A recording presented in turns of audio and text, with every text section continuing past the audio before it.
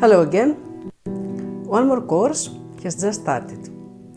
This course will be about our inner child. What is the inner child? Is there a connection with the child that we generally speak in therapy or in our daily life?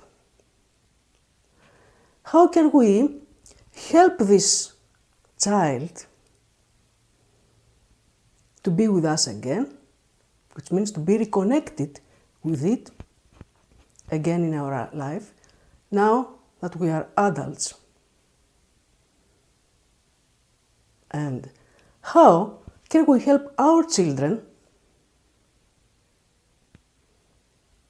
not to lose this inner child?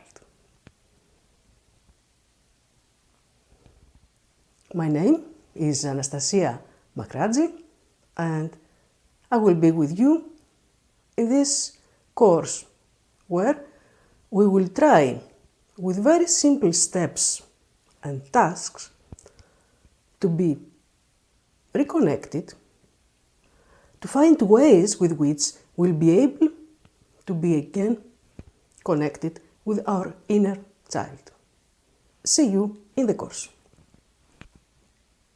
Άλλους μακρινούς